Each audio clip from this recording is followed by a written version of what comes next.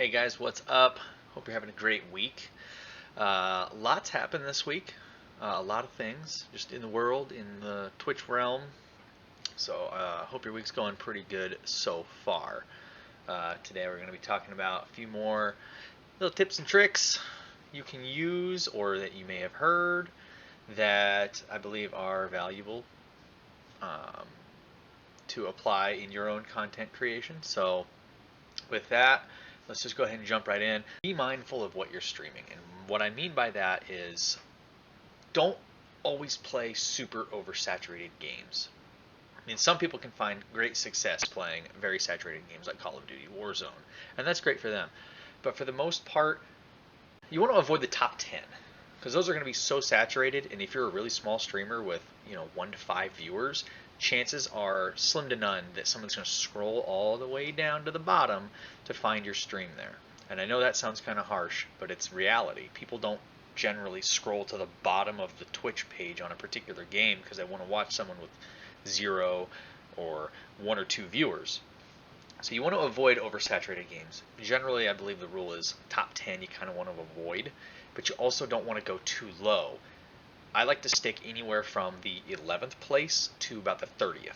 That's kind of a good range because it can usually range from a few thousand viewers to a few tens of thousands of viewers, and that's kind of a good place. So and do a little research too. The days that you normally want to stream, about the time that you normally want to stream, go onto Twitch and browse. See what kind of games are in that top 10. See what kind of games are in the next 10 and the next 10 and the next 10. And see if any of the games that fall in there interest you and things that you want to stream. So do a little bit of research when you're actually going to go into a game. And also, don't stream a lot of games that make you mad. A big rule that I try to follow, and that I wish some other people would really try to follow, is don't be toxic.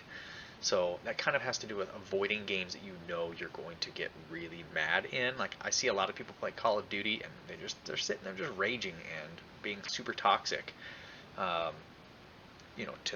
to the game, to their teammates, to themselves, to chat because they're pissed off and somebody says something and streamer goes off the rails and starts cussing out a person in chat.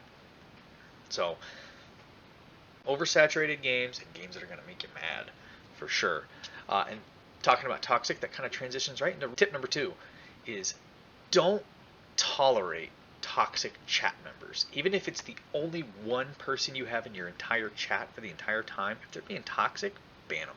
They're not worth sticking around, because what happens more often than not is you'll have a toxic chatter that is just spewing all kinds of garbage, and there might be somebody in there lurking that doesn't find that kind of thing, isn't comfortable with that, and they're going to bounce.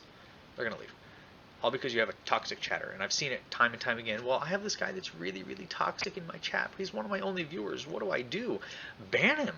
Smack him with the permaban hammer, if that's what it takes. Or, give him a warning. Say, hey, you need to chill out. And if they don't chill out, you give them a timeout. And if the timeout doesn't work, as soon as they come back off their timeout and they're spewing it again, you're like, dude, I got to ban you. Bye-bye. Kick him. Kick him to the curb, man. Tell him to pound sand. It's not worth scaring off potential viewers to save one guy that's chatting. Not worth it. Plus, it's just not going to make you feel good. I know if that ever happened to me, I'd be like, man, I feel like crap now. And I don't want that guy back in my stream, or that gal, whatever. And so that's tip number 2. Tip number 3 I have is avoid the, as I like to call it, affiliate fever. I've seen this a lot where you get people that just hit affiliate, maybe. And they've got 50, 60, 70 followers, and they're averaging, 1 to 5 viewers in their stream, and they click that follower-only chat. Like, follower-only chat for who? The 1 to 5 people that are coming into your stream? People want to get to know a streamer before they follow. I know following is free. It literally just click a button, boom, you're following them. And it's supporting them in a way. But a lot of times you actually scare people off by doing follower-only chat. I don't use follower-only chat because I don't want somebody to come in there and be like, look at this guy, thinks he's so big and badass that he can have followers-only chat. I'm not going to follow him, I'm going to leave. They want to be able to talk to you and get to know you first. Also, pre-roll ads. That's another big one. If you run a lot of ads for 2 people, Say you run, a 60-second ad here, and you run a 60-second ad here.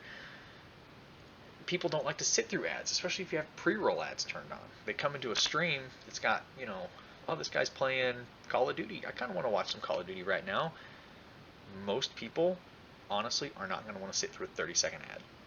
I know that's not very long. 30 seconds isn't very long.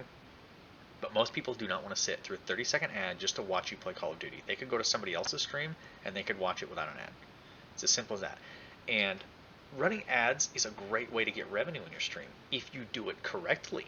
They say you should run maybe 4 30-second ads every hour, and I think that's a lot. I think that's what I read, is 4 30-second ads every hour to maximize the amount of revenue that you can get out of that stream with ads without driving people off. And I think that's kind of high for me. I honestly don't roll ads very often in my stream. If I need to transition between games, go get a drink, go use the restroom, something like that, I'd be like, hey guys, got to take a really quick break, just going to run a 60-second ad. I will be right back.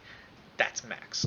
But pre-roll ads on a streamer that's just hit affiliate, it's going to hurt you, I think, in the long run more than it's going to help. So with that, again, this is a conversation I want to have with you guys. If you're other small streamers, or if you're a big streamer that happens to see this, bless you, leave a comment below. Let me know of some other tips that you'd like to be that you would like to see included in these videos, because I will include them. As always, I stream on Tuesday, Wednesday, Fridays, usually in the evening, Central Time, 7 to 8:30-ish Central Time is when I stream. So I hope to see you guys there. And again, let me know if there's anything else that you want to be included in these. Anything that you think is very, very important to know. So let me know in the comments below. And as always, like, comment, and subscribe. Hit the bell so you know when my next videos go live. I've actually started recording and putting my YouTube or my Twitch VODs on a separate playlist. So if you want to check those out, I've got clips. And I put clips on Instagram if they're long enough. So I hope to see you guys again. And as always, farewell, my friends, and happy streaming.